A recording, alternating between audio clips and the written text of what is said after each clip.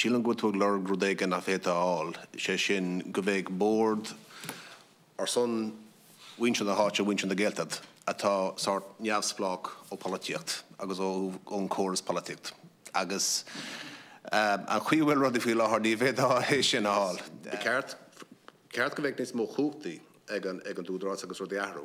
Ach, mar atá fi láthir is cosú le cóla condé in a cóla carrug. By an party ag anamnodíní agus by Kyne dhéanamh.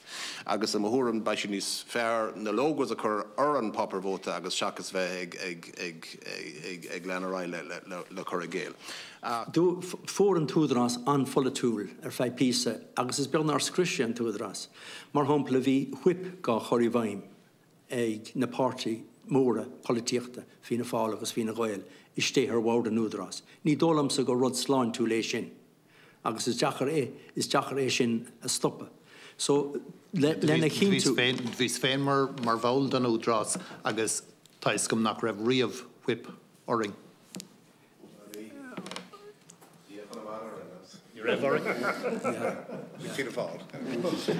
Well, beidir rósa nó í ach é cinnte bhí whip ga choirí bhaim, mar cóla mar ó buil gur nach féidir dís bótáil ar le héad rud méáil a go raibh whip I bhaim mar. Ní dólam gur mud maithé sin.